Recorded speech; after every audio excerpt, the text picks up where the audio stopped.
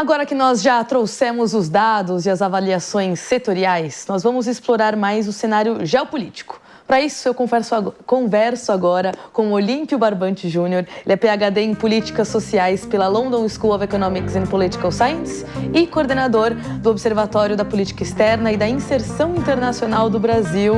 Muito obrigada pela sua participação, Olímpio. A gente já conversou várias vezes, eu sei que você acompanha essa questão de relações internacionais e olha também para o agro, porque estamos exportando, não há como exportar sem se relacionar. Então eu começo te perguntando sobre próximos passos, quando a gente olha então para Mercosul e União Europeia dentro desse acordo que deve ser assinado, então, nesse sábado, né? A gente tem aí esse contexto de que o vice-presidente ministro Alckmin afirmou que a expectativa é de o acordo entrar em vigor no segundo semestre.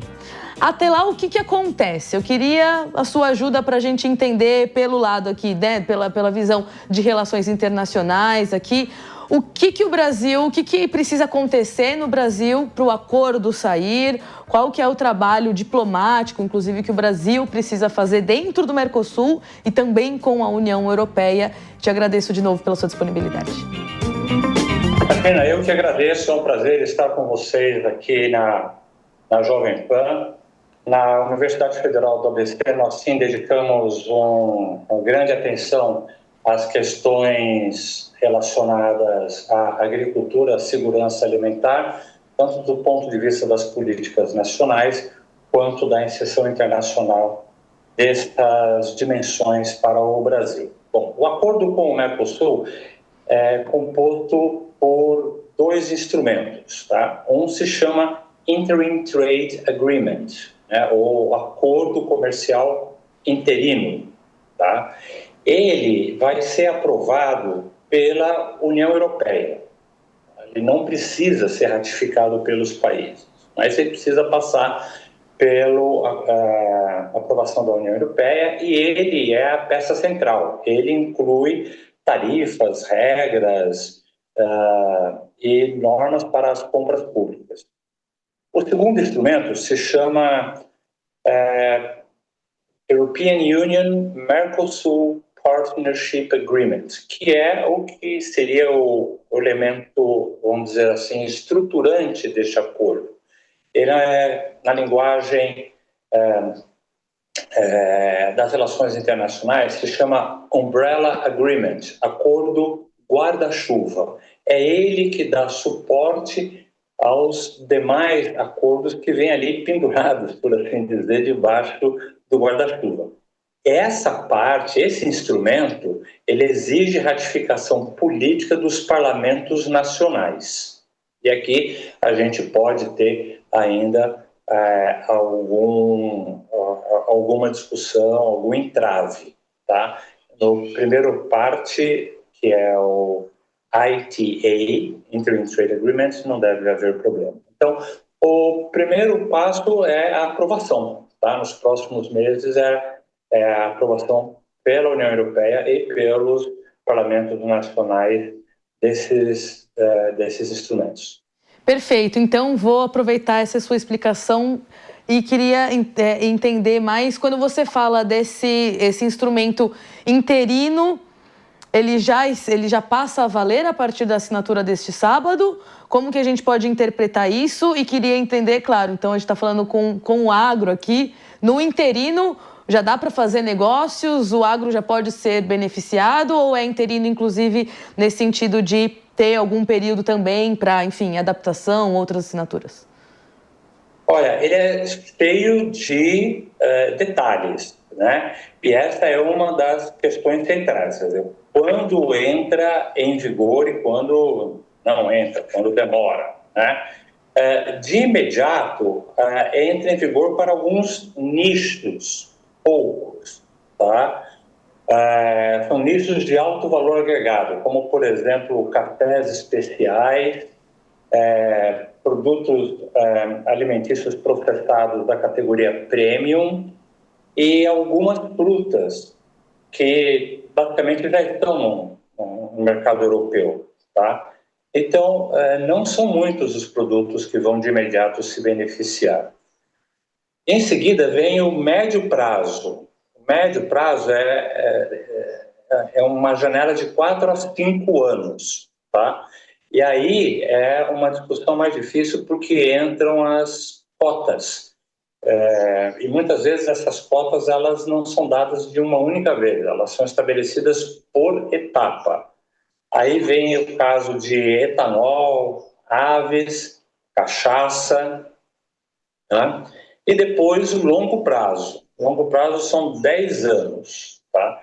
E aí entram as cadeias que precisam de uma reconfiguração logística para atender às demandas típicas do comércio da União Europeia. Muito interessante isso que você falou de logística, porque antes de você entrar no ar, a gente trouxe exatamente também uma fala do vice-presidente Geraldo Alckmin, em que ele fala exatamente isso, de como que o acordo acaba provocando a necessidade de ampliação logística, e a gente sabe que isso é um fator muito preponderante no agronegócio e é um tema muito caro para o agro, né?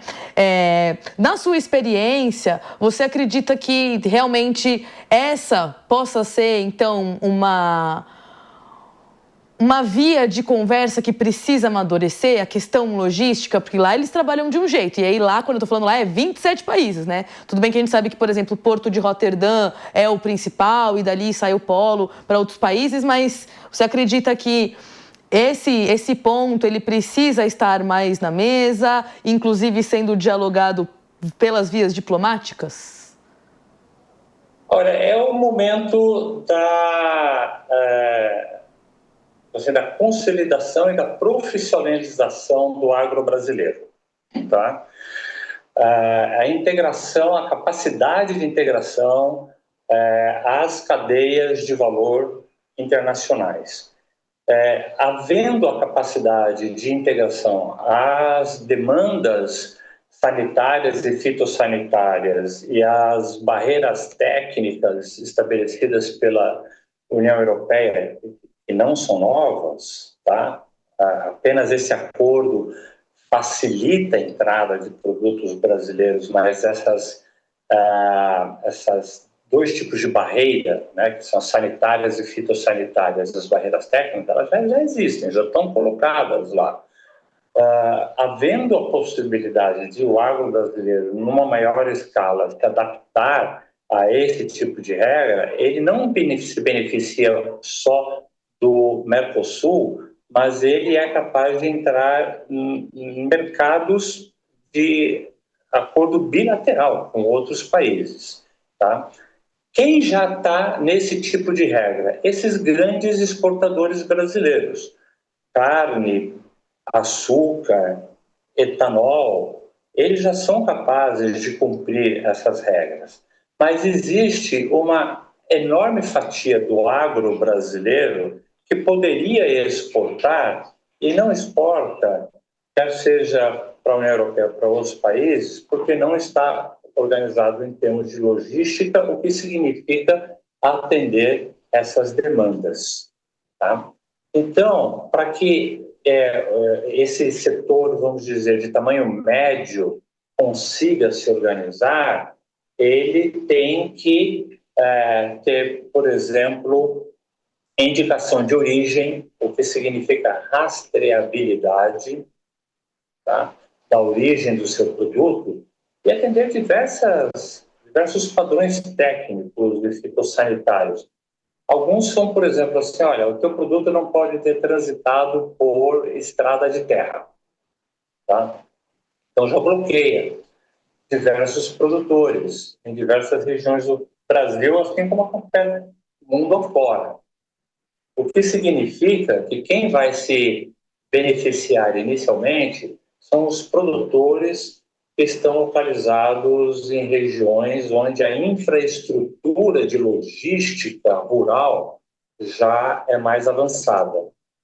Naquelas áreas produtoras que são mais isoladas, elas vão precisar não apenas da organização do produtor, mas do governo federal, do governo estadual, do governo municipal, para entender que se trata de um esforço coletivo, não só do produtor, pessoa física, o empreendedor, é um esforço coletivo de aumentar a capacidade do país como um todo de produzir com qualidade. Muito bom, professor. E aí, eu queria também entender, porque você representa aí um observatório que cuida da inserção internacional do Brasil.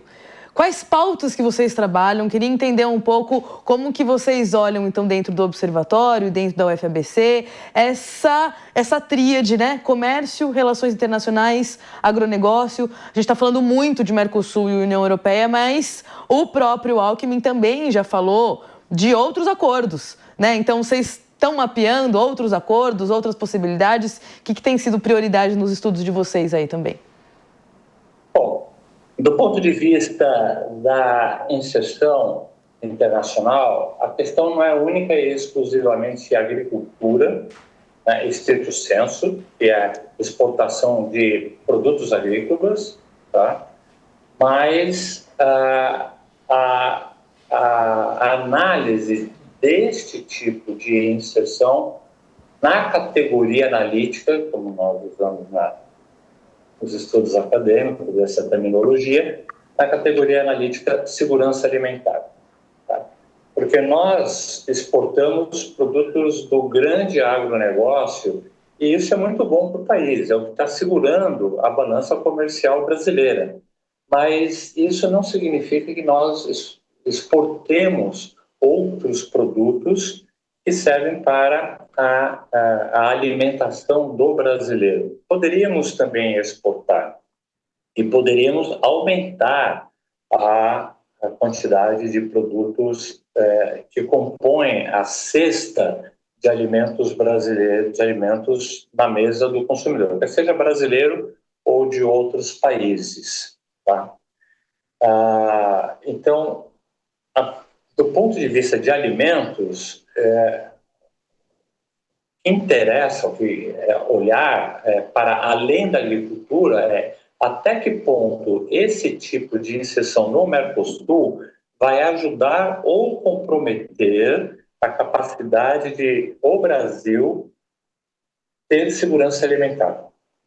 E esse é um problema, porque esse acordo pode sim trazer conflitos do campo e redução da capacidade de produção de alimentos que vão para a mesa do brasileiro. Esse é um dado importante. Uma outra questão, que vocês precisam estar atentos, que todos nós precisamos estar atentos, é que esse acordo não é só sobre alimentos, ele entra também em mineração. E aí entra os minerais críticos, estratégicos, dos quais fazem parte terras raras, tá? Um tema que também nós acompanhamos e eu, particularmente, tenho tido oportunidade de fazer algumas contribuições nessa área. Inclusive, a Ursula von der Leyen, ali, presidente da Comissão Europeia, falou na coletiva de imprensa desta sexta-feira, citou minerais e citou também energia limpa, né? Ela fala ali clean energy. Você acredita que dentro dos estudos de vocês, quando vocês estão ali falando de segurança alimentar, mas o Brasil também aposta muito na transição energética, ou pelo menos tem olhado muito para essa possibilidade de ser o país da transição energética. Existe também espaço para isso, ou a gente está falando, né? Vamos por partes. Vamos primeiro começar com o que já está mais sólido, que são, enfim, grãos, café, como o senhor trouxe, e depois a gente amadurece, traz inclusive para esse longo prazo de 10 anos, é mais ou menos por aí? Como que o senhor avalia essa questão de energia limpa, que é muito cara para a Europa, a gente sabe disso, né? Bom, se você me permite só esclarecer aquele ponto inicial de que de segurança alimentar e possibilidade de conflitos. Claro. Tá? É o seguinte, vai haver uma restrição do ponto de vista da União Europeia para a compra de produtos que não consigam provar que vêm de áreas que não são de desmatamento recente. tá? Isso significa que aumenta a demanda pela busca por produção em áreas que já estão desmatadas. A maior parte dessas áreas pode pertencer a proprietários privados, mas podem pertencer também a assentamentos, quer seja do INCRA, assentamentos privados, ou até mesmo do MST, Movimento dos Trabalhadores Rurais Sem Terra, e cooperativas e associações de produtores privados. Então, essas áreas que podem provar que já estão abertas, elas vão ser mais procuradas para passar a integrar essas cadeias de valor que vão fornecer produtos para a União Europeia e, eventualmente, para outros países. Tá? Então, vai haver uma competição por essas terras e, possivelmente, compra, mas também, possivelmente, conflitos agrários relativos a proprietários que não queiram sair de qualquer forma, e aí existe uma pressão para que isso aconteça. Pode haver conflitos envolvendo violência, como acontece no rural brasileiro. Tá? Então, isso é uma coisa. 2. Chamo atenção para frutas, tá? Que passou ali meio despercebido nessa discussão, mas para além das frutas tradicionais que compõem vamos dizer, o paladar, o consumo do brasileiro, que são frutas europeias, né? Nós comemos maçã, pera, morango, fruta do conde, são frutas que de alguma maneira vieram para o Brasil e passaram a integrar a nossa alimentação. No entanto, o Brasil é campeão de frutas tropicais maravilhosas: cajá, cupuaçu, mangaba, bacuri, buriti, cagaita, diversas frutas que podem ganhar o mercado mundial. Tá? E frutas têm alto valor agregado, porque é difícil você mexer com frutas, você precisa de colheita manual.